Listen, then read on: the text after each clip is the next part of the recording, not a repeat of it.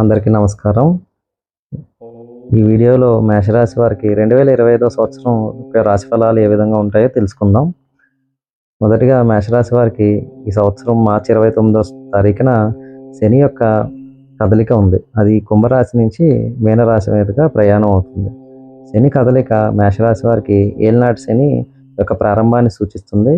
మొదటిగా ఏలినాటి శని అనగా అందరూ వ్యతిరేకంగా ఉంటుందన్న విషయాన్ని దృష్టిలో పెట్టుకోవాల్సిన అవసరం లేదు. కొంతమందికి ఏలినాటి శని చాలా అనుకూలంగా ఉంటుంది, కొంతమందికి న్యూట్రల్గా ఉంటుంది, కొంతమందికి కొంచెం వ్యతిరేకంగా ఉంటుంది. ఇప్పుడు మొదటిగా ఏలినాటి శని అనగా ఏలినాటి శని యొక్క సంచారం ఒక రాశి నుంచి ఇంకొక రాశికి కదలడానికి 2.5 సంవత్సరాల సమయం తీసుకుంటాడు. శని పరిమాణంలో చాలా పెద్ద గ్రహం కాబట్టి ఒకటేసారి 3 రాశుల్ని ప్రభావితం చేయగలుగుతాడు. సాధారణంగా వేరే గ్రహాలు గురుడు ఒక రాశి నుంచి ఒక రాశికి సంచారం చేయడానికి 12 నెలల నుంచి 13 నెలల కాలం తీసుకుంటాడు. చంద్రుడు 2 నుంచి 2.5 రోజులు తీసుకుంటాడు. శుక్రుడు 40 రోజులు పైగా తీసుకుంటాడు. కుజుడు 25 రోజులు 26 రోజులు సమయం తీసుకుంటాడు. అలా శని యొక్క స్థితి ఒక రాశి నుంచి ఇంకొక రాశికి కదలడానికి 2.5 సంవత్సరాల సమయం తీసుకుంటాడు. ఎందుకంటే శని చాలా మందగ్రహం, ఒకటేసారి 3 రాశులను ప్రభావితం చేయగలుగుతుంది కాబట్టి ఈ 3 ఇంటూ 2.5 7.5 సంవత్సరాలు. అదే 7 ఏళ్ల నాటి శని కాలక్రమేణా ఏలినాటి శనిగా మారింది. ఈ మేషరాశి వారికి ఏలినాటి శని యొక్క ప్రభావం కొద్దిగా అనుకూలంగాను వ్యతిరేకంగాను అంటే మిశ్రమంగా ఉంటుంది. ఎందుకు అనగా మొదటగా ఇప్పుడు శని వ్యయ స్థానంలో ఉంటాడు మేషరాశి వారికి. మేషం నుంచి చూస్తే మీనం వ్యయ స్థానం అవుతుంది కాబట్టి శని వ్యయ స్థానంలో ఉంటాడు. కొద్దిగా అనారోగ్య సమస్యల్ని మొదటగా ప్రత్యేకించి శని వక్రం ఉన్న సమయంలో అనగా జూలై 13వ తారీఖు నుంచి నవంబర్ 28 సమయంలో శని ఉత్తరాభాద్ర మరియు పూర్వభాద్ర నక్షత్రాల్లో సంచారం చేస్తూ వక్రం పొందుతాడు. ఆ వక్ర సమయంలో మేషరాశి వారికి కొద్దిగా వ్యతిరేక ఫలితాలు, ప్రత్యేకించి ఆరోగ్యం పరంగా. కానీ దూర ప్రాంత ప్రయాణాలు చేయాలనుకున్న వాళ్ళు కొద్దిగా అప్రమత్తంగా ఉండాల్సిన పరిస్థితి. ఇప్పుడు ఏలినాటి శని యొక్క ప్రభావం ఆరోగ్యం విషయంలో కొద్దిగా ఇబ్బంది పెట్టినప్పటికీ ఆర్థికంగా చాలా బలమైన ఫలితాలను ఇస్తుంది. మొదటిగా విద్యార్థుల గురించి చూసుకుంటే దూర ప్రాంతం ప్రయాణం చేసి విద్యని అభ్యసించాలనుకున్న విద్యార్థులందరూ కూడా కొద్దిగా కష్టపడాల్సిన పరిస్థితి. అంత సులువుగా ఆ పనులు ముందుకు వెళ్ళవు. రెండవది ఆర్థికంగా ఈ సంవత్సరం ఆఖరిలో నవంబర్ తర్వాత చాలా మంచి ఫలితాలు మేషరాశి వారు పొందుతారు. కాకపోతే ఈ సంవత్సరం అంతా కూడా మేషరాశి వారికి కొంచెం వ్యయం ఎక్కువగా ఉంటుంది. ఆదాయంతో పాటు వ్యయం సమానంగా ఉంటుంది. సేవింగ్స్ అన్నవి చాలా తక్కువగా ఉంటాయి. జూలై ఆగస్టు నెలలో అనారోగ్య సమస్యలు రావడానికి అవకాశం ఉంటుంది కాబట్టి ఆ 2 నెలలు కొద్దిగా అప్రమత్తంగా ఉండడం మంచిది.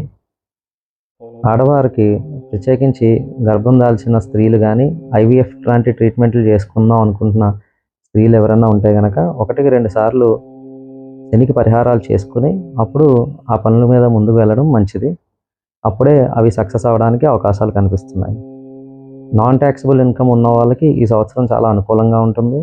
ప్రత్యేకించి ట్యాక్సిబుల్ కాకుండా వేరే మార్గంలో ఆదాయం సంపాదించే వాళ్ళు కొద్దిగా ఎక్కువ డబ్బులు సంపాదిస్తారు. కానీ అప్రమత్తంగా ఉండాలి. శని యొక్క స్థితి వక్ర దశలో కొద్దిగా ఇబ్బంది పెడుతుంది. ఇంకొకటి అక్టోబర్ తర్వాత నవంబర్, డిసెంబర్, జనవరి, ఫిబ్రవరి, మార్చ్ ఈ 5 నెలల కాలంలో మీరు కొత్త వాహనం కొనాలనుకున్నా, కొత్త ఇల్లు కొనాలనుకున్నా సరే చాలా మంచి సమయం, అనుకూలత చాలా బాగుంటుంది. ప్రేమ వ్యవహారాలు కొద్దిగా మిశ్రమ ఫలితాలను ఇస్తాయి. ఎందుకంటే పంచమ స్థానంలో కేతు ఉండడం, దాంతోపాటు శని యొక్క చూపు పంచమ స్థానం మీద ఉండడం వల్ల ప్రేమ వ్యవహారాలు అంత సులువుగా ఉండవు. ప్రేమికుల మధ్య అపార్థాలు రావడానికి అవకాశం ఎక్కువగా ఉంటుంది. మీరు కొద్దిగా ట్రాన్స్పరెంట్గా ఉండడానికి ప్రయత్నం చేయడం వల్ల సమస్యలు పెరగకుండా ఉంటాయి. ఉద్యోగస్తుల విషయానికి వస్తే ఫీల్డ్ వర్క్ చేసేవాళ్ళు, ఎక్కువ ఉద్యోగ నిమిత్తం, వ్యాపార నిమిత్తం ట్రావెలింగ్ చేసే వాళ్ళకి ఈ సంవత్సరం చాలా అనుకూలంగా ఉంటుంది.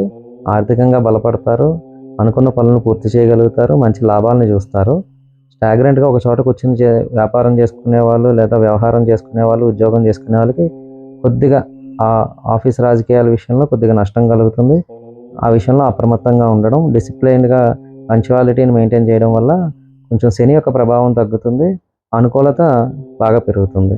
పంచమ స్థానంలో ఉన్న కేతు, లాభస్థానంలో ఉన్న రాహు యొక్క ప్రభావం తగ్గడానికి దగ్గరలో ఉన్న ఆలయంలో పాలు, పంచదారని దానంగా ఇవ్వడం, వ్యయ స్థానంలో ఉన్న శని యొక్క ప్రభావం తగ్గడానికి శనివారం రోజు శివాభిషేకం చేసుకోవడం, దాంతోపాటు శనివారం రోజు ఎటువంటి చెడు అలవాట్లు ఉన్నా వాటికి దూరంగా ఉండడం, మాంసాహారానికి దూరంగా ఉండడం వల్ల కొంచెం శని యొక్క అనుగ్రహం కలుగుతుంది.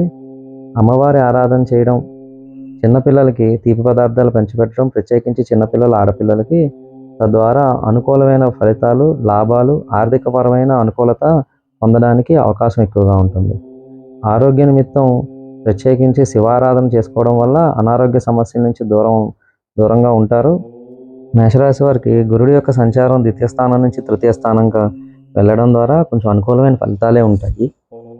ప్రత్యేకించి దగ్గరలో ఉన్న గురువుల గుడిలో ఏదైనా పసుపు రంగు తీపి పదార్థాన్ని పంచిపెట్టడం ద్వారా గురువు యొక్క అనుగ్రహాన్ని కూడా పొందుతారు. దాంతోపాటు ప్రతి శనివారం రోజు సుందరాకాండ పారాయణం చేయడం వల్ల ఉత్తమమైన ఫలితాలు మేషరాశి వారు పొందుతారు. దీనికి సంబంధించి ఎటువంటి సందేహాలు ఉన్నా కింద ఇచ్చిన నెంబర్కి సంప్రదించవచ్చు. మరిన్ని రాశుల యొక్క రాశి ఫలితాలను తెలుసుకోవడానికి మన రాశి దర్శిని ఛానల్ని సబ్స్క్రైబ్ చేసుకోండి. అందరికీ నమస్కారం.